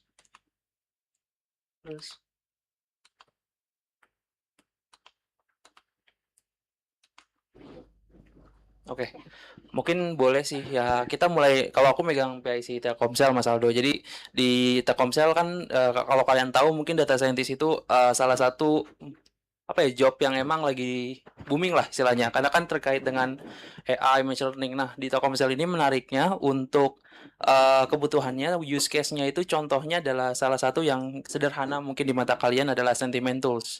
Jadi gampangnya Telkomsel itu mereka tuh nggak tahu performance dari sosmed mereka gimana, app review mereka gimana, kemudian dari sisi mungkin Twitter gitu. Kita dari ilmuwan data situationnya coba buat apa namanya, ngebungkus itu jadi satu solusi buat mereka. Jadi action yang kita lakukan adalah propose suatu sentiment tools yang berupa dashboard. Kemudian kita coba selling the idea ke mereka, dan mereka cukup kepincut sih untuk ini karena mereka overall itu sangat apa ya, nggak holistic data lah, istilah nggak satu data, di mana kita bisa dapetin satu sentiment tools di mana mereka bisa mantau lewat sosial media, ada lewat Play Store, App Store di satu tempat, dan itu tugasnya ada di data scientist ilmuwan data gitu. Jadi kita bisa selling point ke mereka, mereka udah sign off, udah make, itu salah satu use case yang dipakai gitu. Untuk Tokopedia, mungkin saya juga sempat pegang dulu sebelum mereka migrate jadi ByteDance. Jadi di sini saya lebih ke data analisa juga dan data scientistnya juga. Jadi di sini Tokopedia itu kan kebutuhannya ada dari sisi insight data, kemudian mereka, kalau kalian tahu, mereka tuh pakai GA4 yang tadi dibilang Mbak Tasya. Jadi setiap GA4 itu apa? Mungkin singkatnya kayak setiap kalian melakukan klik di Tokopedia app, klik di salah satu produknya. Semua itu bakal di-track under analytics yang dimiliki oleh Google, yaitu namanya J4. Nah, saya itu coba analisa data itu, contohnya mungkin kalian bakal dapat retargeting kayak iklan-iklan gitu yang terkait dengan produk itu analisa datanya dari saya, mungkin dari insight kita, kemudian di-provide ke tim Tokopedia-nya kayak gitu. Sebenarnya banyak use case-nya, itu salah satu use case dari one of our biggest client ya di Telkomsel dan Tokopedia sih gitu. Jadi use case-nya antara bisa sangat bervariasi, tergantung kebutuhan klien sendiri. Jadi tapi so far untuk data scientist di sisi saya itu sangat apa ya, menarik sih karena kita tuh setiap klien tuh use case-nya beda-beda. Jadi kalau kalian Telkomsel, jadi dia fokus ke sentimen, Tokopedia ke data analitik. Kalau Astra itu lebih ke contohnya kayak misal Astra Daihatsu Auto 2000 itu mereka tuh setiap cabang itu kan kita orang beli mobil setiap cabang, kemudian setiap beli cabang itu mereka nggak tahu nih kayak mereka tuh ngelihat campaign online atau mereka langsung beli itu kita coba track kayak sambungin data online to offline dan kemudian kita jadi tahu nih user yang kena campaign online itu bakal beli ternyata di offline seperti itu. Jadi kalau kalian jadi data scientist ya pikiran kita jadi fleksibel, jadi nggak terpaku satu tempat, jadi lebih ke oh kalian kita bisa propose ini, kita bisa propose ini, jadi kayak gitu sih. So far kayak seru lah karena pengalaman di 2,5 tahun dari saya jadi fresh graduate sampai jadi middle to senior itu udah cukup banyak menghandle banyak klien. Ini dari sisi industri levelnya gitu, Mas. Ya, mungkin saya juga mau menambahkan ya. Tadi yang dijelasin sama Mas Galuh itu namanya online to offline. Jadi data yang ada di setiap cabang belum tentu itu terintegrate di online. Jadi banyak perusahaan yang udah besar secara website bagus, tapi ternyata itu dia tuh punya banyak datanya itu nggak jadi revenue. Jadi kita tuh nggak cuma di ilmuwan data itu implement sebagai datanya, tapi kita itu menambahkan insight dari data-data yang ada di klien untuk kita kasih insight-nya itu langsung ke si level. Makanya kita adalah startup yang banyak orang sekarang perusahaan startup itu yang nggak sampai berapa tahun sekarang ini udah down lah. Tapi kita alhamdulillah kita malah menemukan inovasi-inovasi baru terus karena yang tadi dijelasin sama Garu itu bervariasi tergantung dengan kebutuhan. Yang tadi saya senggol dikit di awal juga, wow, teknologi di seluruh dunia itu nggak ada habisnya. Jadi saya yakin ilmuwan data itu nggak cuma startup, tapi dia bisa lebih besar dari yang sekarang ini. Contohnya ya, sekarang kita lagi coba CT Corp. Semua CT Corp itu kita yang handle. Transdigital, terus dari sisi detik.com, terus dari sisi finance-nya Mega. Nah, sekarang lagi ada kebutuhan di mana publisher detik.com dan contoh MNC Ident Times, namanya MNC Portal, punya banyak berita, tapi sekarang orang tuh tertariknya kayak TikTok, Reels, video.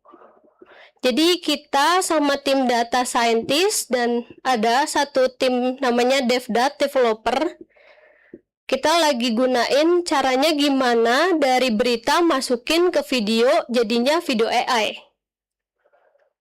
Jadi kita convert semua data-data yang ada di MNC Portal, industri publisher yang kita punya di klien kita masukin, kita lagi pengen POC ke mereka. Jadi gak cuma orang baca masuk ke detik.com, dia ngeliat beritanya aja. Orang sekarang tuh bukannya malas baca, tapi lebih kayak kurang menarik ini. Pengennya maunya berita aja. Kita masukin berita mereka, kita integrate di dalam AI, jadi bentuklah video reels. Dan kita dari sisi komersial tentunya saya yang handle, itu kita 50-50 sharing revenue. Kalau mereka video insight-nya itu menghasilkan publisher-nya tinggi, karena di dalam berita itu detik.com itu ada iklan juga.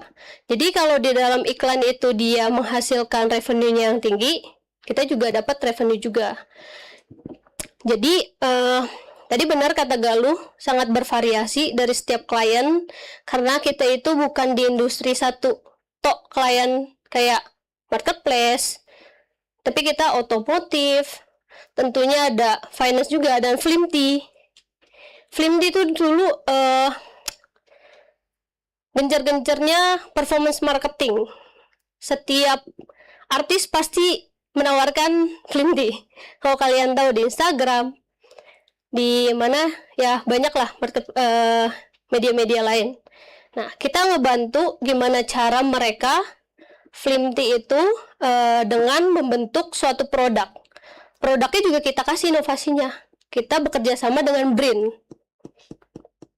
Brin itu punya banyak inovasi-inovasi yang dimana dia itu banyak anak-anak internship di Brin itu mengerjakan beberapa inovasi kayak mungkin kakak-kakak ITB juga kalau dulu pernah ada yang internship juga di Brin terus mengerjakan satu inovasi kayak contoh dia namanya ada kesehatan lah intinya. Oh, kita dapat insight nih dari Brin membentuk kayak kesehatan dan dia punya dataset. Kita kasih ke Flimty. Dan dari Flimty itu melakukan inovasi produk lain, gak cuma fiber, tapi lebih kayak ada sekarang tuh obat diet lain tuh lebih ke makanan. Terus sekarang ada namanya itu dulu kan pakai plastik ya, sekarang tuh lebih kayak orang tuh sekarang beras kayak juga ada deh Flimty deh sekarang. Jadi kita tuh inovasinya itu sangat bervariasi. Jadi kalau kakak-kakak, saya yakin anak-anak ITB dan universitas lain yang ada di sini sangat-sangat pengen ke dunia data, nggak cuma data, tapi lebih kayak pengen digital marketing, terus pengen belajar Meta, ByteDance, TikTok, dan segala macam, itu sangat cocok di ilmuwan data. Oke, sudah jelas Mas Aldo. Ya, thank you. Mungkin ada yang mau tanya lagi? Oh, banyak. Ya, mungkin tadi udah cowok ya. Mungkin kita gantian ya ke cewek dulu ya.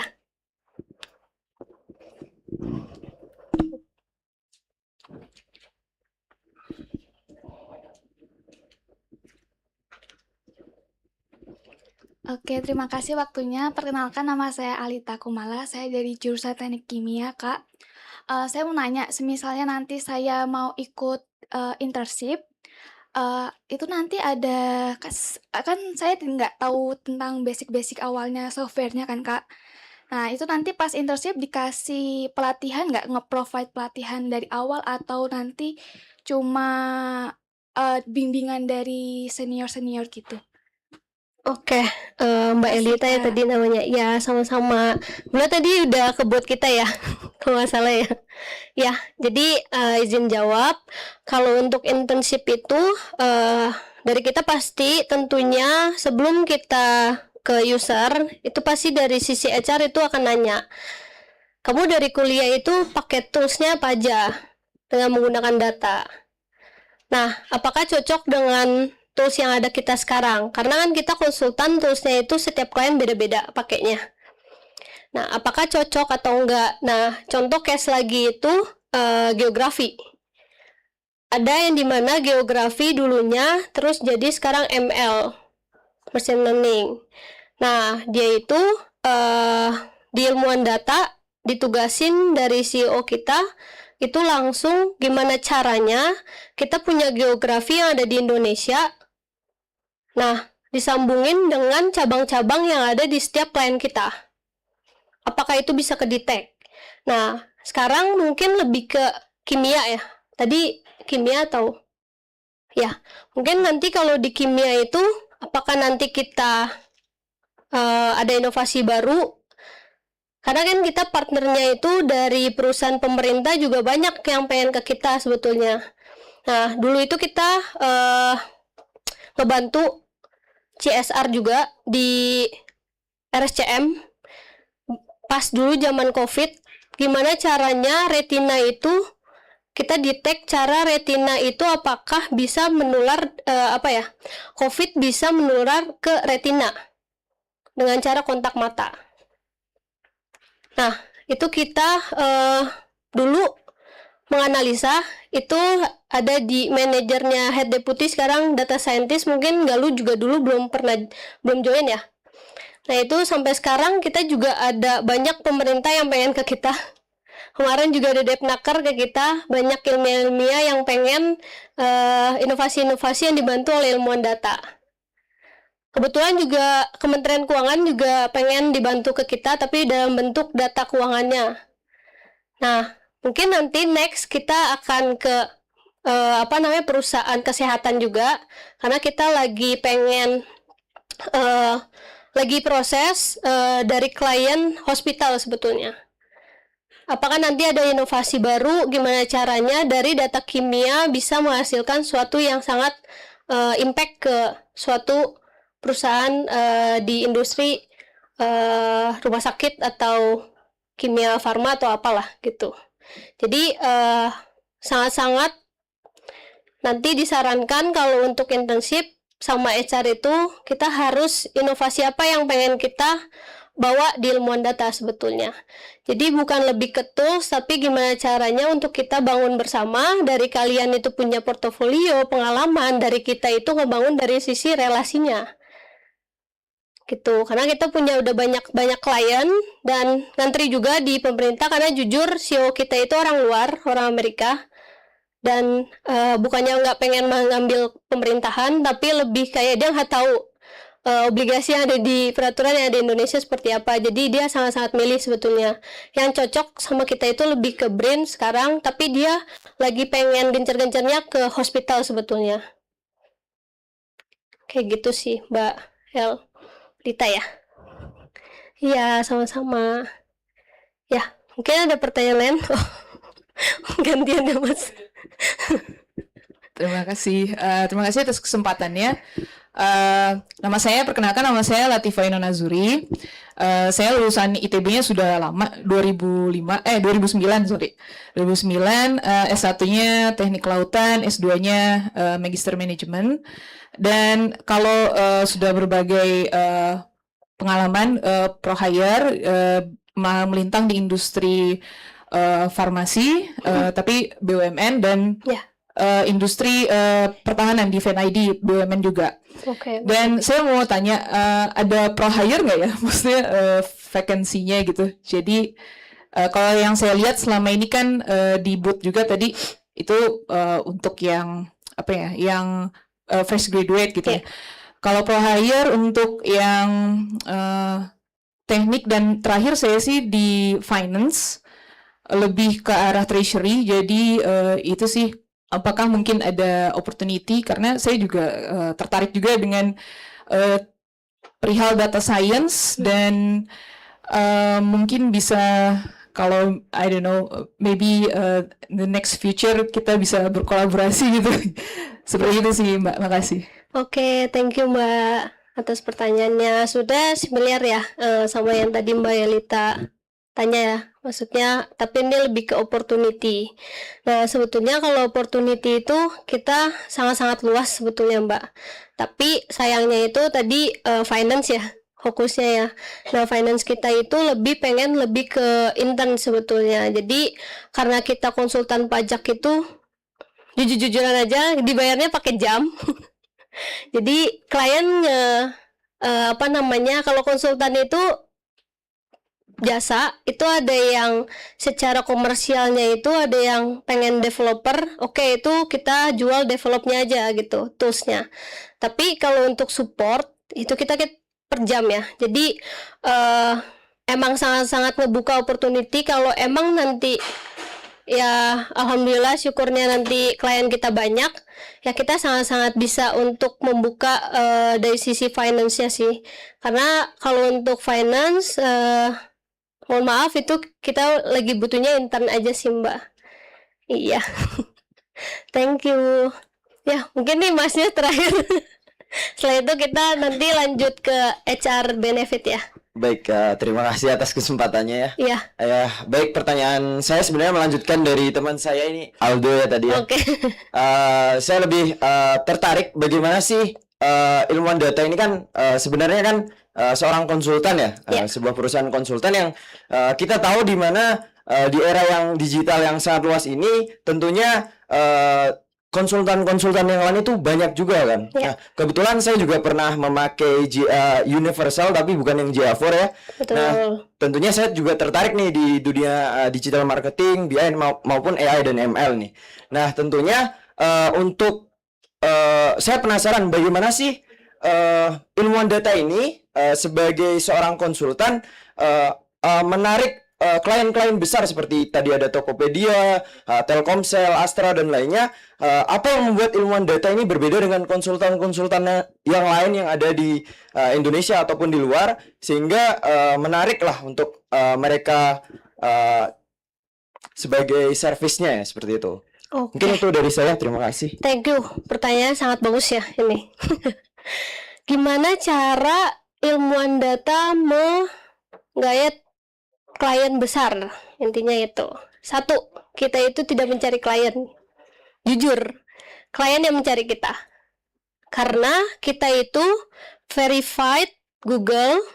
Google itu punya partner 2 yang terverified di Indonesia. Mungkin kalau kalian tahu itu Merkel Densu. Kalau di dunia data, nah itu salah satu partner di Indonesia Google. Yang kedua itu kita ilmuwan data. Nah, kita itu kedua, kita nggak pelit sama Google sebagai partner. Google yang mencarikan dan Google rata-rata klien besar itu yang mencari Google. Google, saya punya case ini nih. Kira-kira ada yang cocok gak buat kita? Karena ada banyak kan, kayak tadi kamu bilang konsultan itu tuh banyak mbak, gitu. Tapi kita itu tidak konsultan yang kata semuanya nggak ecek-ecek lah. Kita itu partner yang verified. Microsoft, Meta. Kenapa kita verified? Karena dari CEO kita itu tidak sayang-sayang untuk ngasih sertifikasi ke anak-anak. Sertifikasi itu dibayarin. Kayak Galuh kemarin MLE nggak lulus 1 kali. Karena MLE itu susah. 2 kali dia coba. Alhamdulillah kemarin baru aja sebelum job fair itu dia lulus. Dan satu sertifikasi itu 3 juta. 3 juta lebih ya, Gal? Ya. Nah, jadi kalau kita jadi Google itu punya case ini nih. Tapi kan kita nggak cuma klien perusahaan-perusahaan sekarang kan nggak pinter-pinter lah ibaratnya. Emang gue bisa percaya sama konsultan ini, gitu kan? Nah, gimana caranya? Google punya namanya pet POC.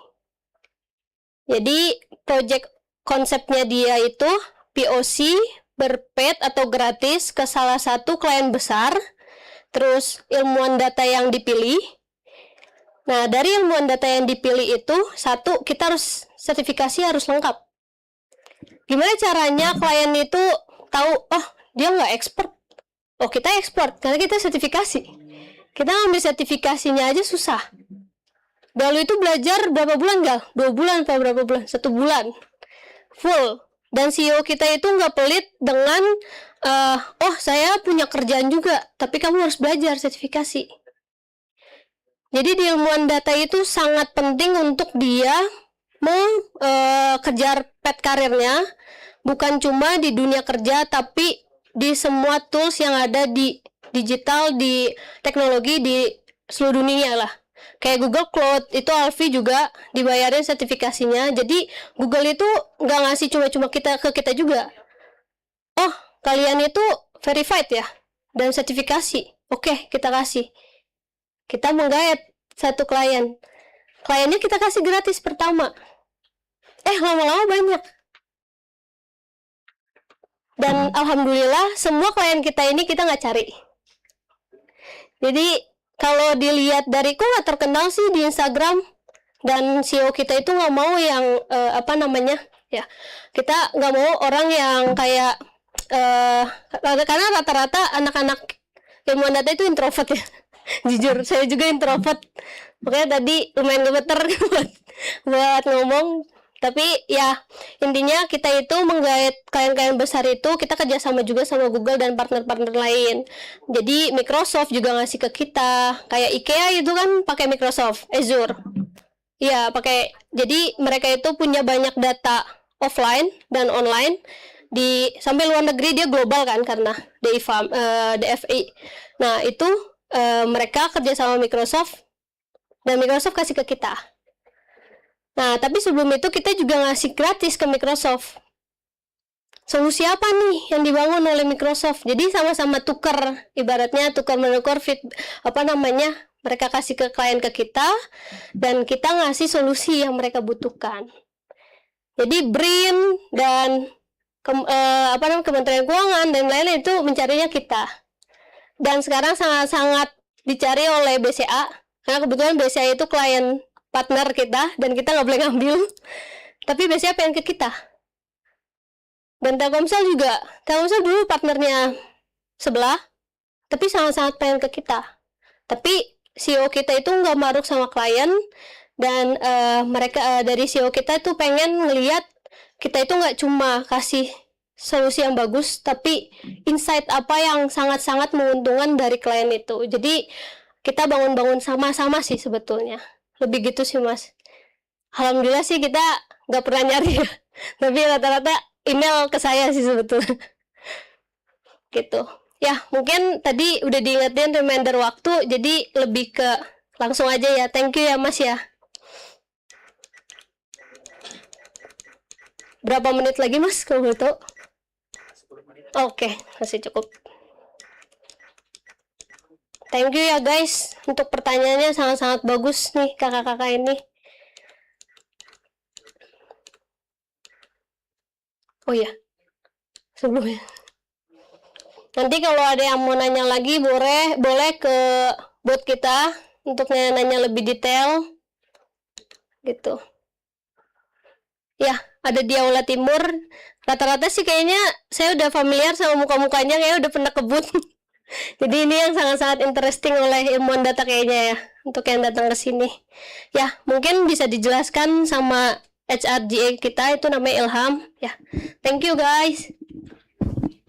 Oke, terima kasih Mbak Tasya atas pengenalannya ke IOD. Jadi di ilmuwan data sendiri itu apa sih yang kita dapat sebagai karyawan ilmuwan data? Mungkin untuk intern sendiri ya, yang pertama. Mungkin kita nanti bisa dapat BPJS Kesehatan, ketenaga kerjaan. Nah, tapi kalau misalkan kalian jadi full time di ilmuwan data, kita juga menyediakan private health insurance, terus juga ada kacamata, itu juga bukan asuransi, nggak termasuk asuransi, tapi dari kantor kita juga sudah menyediakan. Mungkin bisa di next.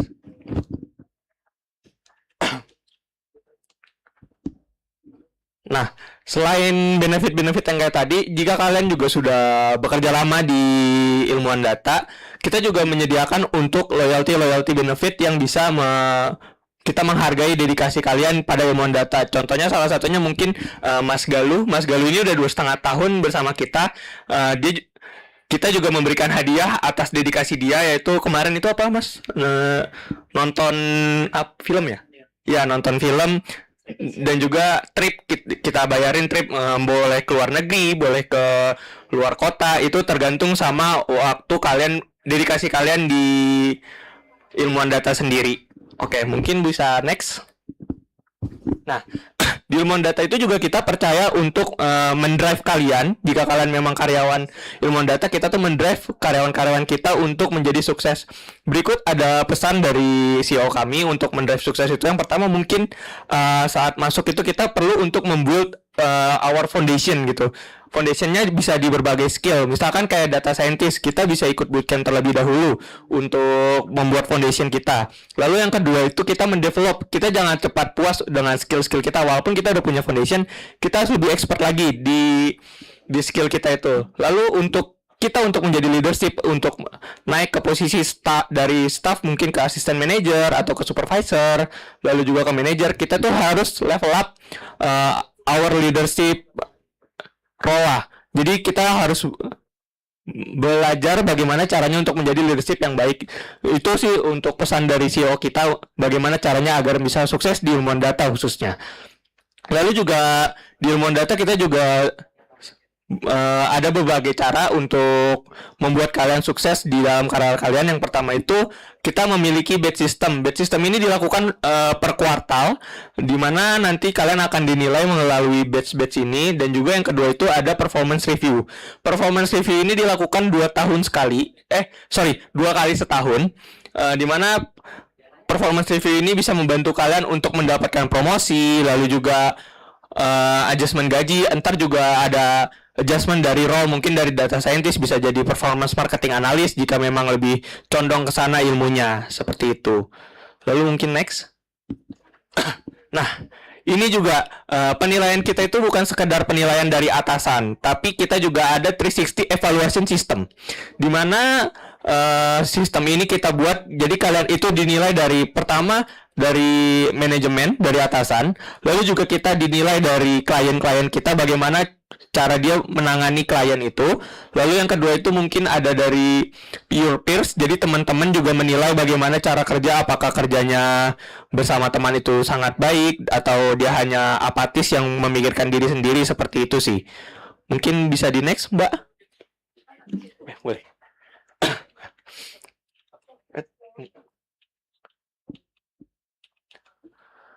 Nah, untuk base system sendiri itu ada 3 hal yang kita nilai. Yang pertama itu ada karakter.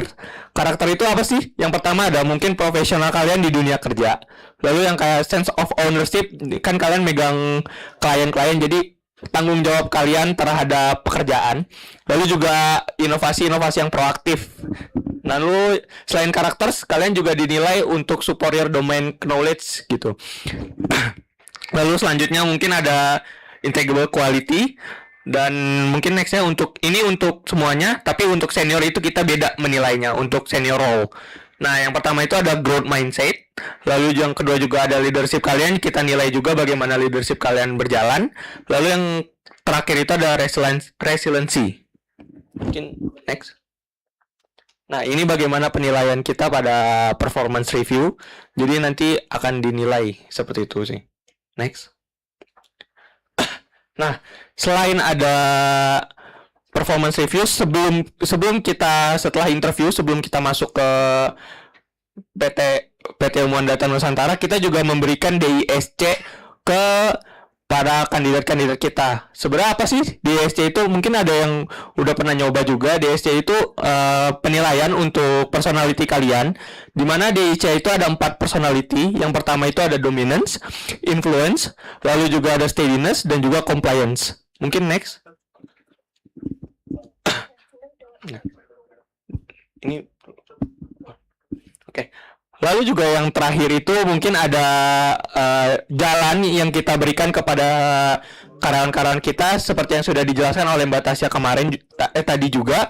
Itu yang pertama itu mungkin kita memberikan seminar-seminar atau mungkin sertifikasi ke karyawan-karyawan kita. Mungkin bisa dilihat di kiri ini, yaitu ada workshop dari Google Analytics Activation Day, di mana itu salah satu karyawan kita, dia presentasi dan juga mengikuti workshop bersama beberapa klien, yaitu ada Vivo, Halodoc, lalu juga Reckitt, Unilever, dan juga L'Oreal. Lalu yang kanan itu kita juga mengikuti seminar-seminar dari Google di Singapura ya, Mbak? Iya, ini saya jelasin ya. Jadi meskipun Ilmuone Data itu bukan kliennya Vivo, Halodoc, Reckitt, Unilever, dan L'Oreal, nah kita itu menjalankan training untuk mereka, workshop. Jadi kita itu bekerja sama dengan Google, alhamdulillah itu kepilih, kita salah satunya. Jadi kita itu menjelaskan gimana Google Analytics itu untuk impact bisnis mereka gitu. Ya, ini ini orang Google, manajer Google di Singapura, namanya Kenny. Itu adalah yang sering banyak kasih project ke kita. Jadi kita itu seminar sama mereka sangat-sangat, kita menjadi partner itu nggak cuma kayak partnernya aja, sekedar komersial yang dilihat dari mereka, tapi lebih gimana caranya untuk bangun bersama oleh Google. Ya, mungkin di sini yang tadi ada pertanyaan apa aja yang ada di Ilmuone Data, karena ini waktunya sudah mau habis. Ya, ini akan dijelaskan oleh Galuh, Google Analytics 4, dan ada beberapa banyak lagi terkait dengan beberapa produk yang ada di ilmuwan data.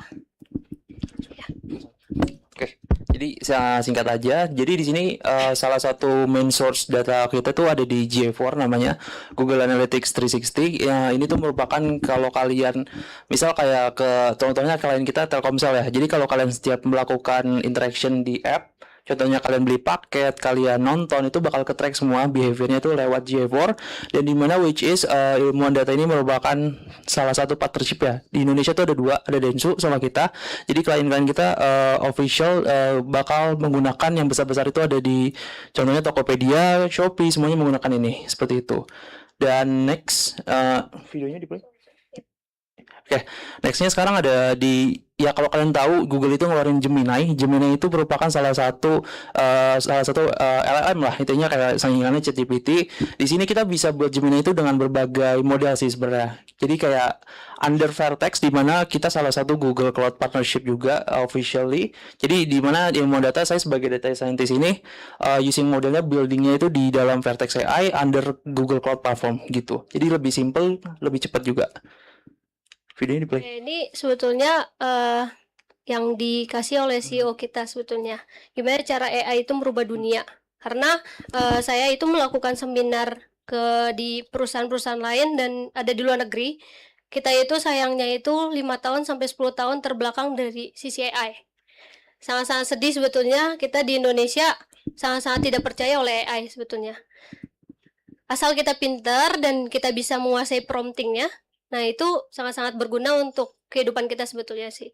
Karena satu, AI itu nggak bisa menggantikan manusia, tapi kita bisa memanfaatkan AI itu sepintar mungkin.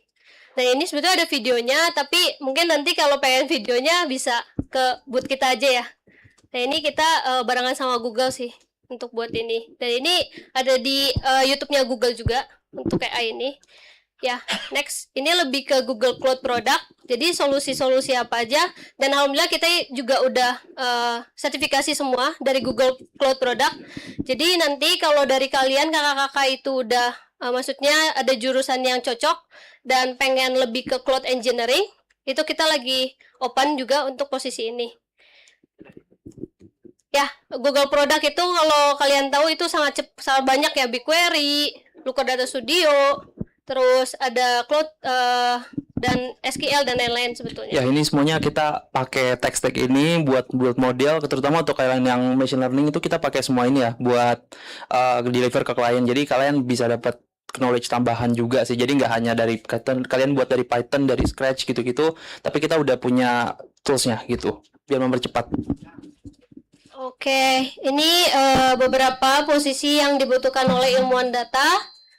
Kalau kalian nggak ada waktu untuk ke booth kita, nggak apa-apa. Ini kalian foto aja dan nanti kita akan share email yang kalau kalian pengen ngelamar atau pengen mencoba experience di ilmuwan data, itu sangat-sangat feel free dan open. Ini ada kebutuhan internship, dan internship itu nggak cuma kebutuhan di semester akhir-akhir, tapi kalau kamu pengen kalian itu mau belajar to basic, kita udah punya basic tapi kayak pengen lebih expert ya bisa coba di intern. Terus kalau di sini ada full time di ilmuwan data ya, full time-nya itu bermacam ragam. Tadi performance marketing, kalau emang dari kalian pengen switch karir dari manajemen, dari accounting, kalian tuh belajar gimana caranya marketing, jadi bisa cocok di junior performance marketing analis. Kalau saya itu dulu tertarik juga di performance marketing, tapi saya itu anak introvert, jadi nggak mau ke klien, tapi CEO saya ngasih kesempatan, saya itu ngasih ke business operation malah. Karena dari CEO saya tuh, kalau emang dia nggak bisa, ya CEO kita tuh pengen coba, lu pasti bisa gitu. Jadi ya ini ada beberapa posisi yang ada di ilmuwan data. Oke, thank you guys. Tepuk tangan dulu teman-teman. Ya sebenarnya pasti masih banyak ya yang ingin diulik, cuman karena keterbatasan waktu kita harus akhiri, dan mungkin teman-teman yang tertarik bisa ke booth-nya. Selanjutnya kita masuk ke sesi foto bersama. Mungkin kakak-kakaknya sebelah sini, nanti kita fotonya dari sini kak. Boleh. nanti yang dapat hadiah Oh, iya. mungkin saya bisa jelasin nama-nama siapa aja ya tadi yang pertanyaan-pertanyaannya bagus ya Mas ya. Boleh, nanti bilang aja ke boothnya, kemudian minta hadiah Kak. Enggak, ini kita udah sedia sebetulnya dan ini saya kasih tahu aja. Oke, nanti di luar aja ya. Kalau Iya. silakan teman-teman. Kita hadap sini Mas. Ya. Oh ya. Sambil duduk aja Kak. Nggak Oh, apa-apa. sambil duduk boleh. Duduk di sini Kak. Oh, sini. Ya, boleh teman-teman merapat ke tengah untuk jadi dokumentasi.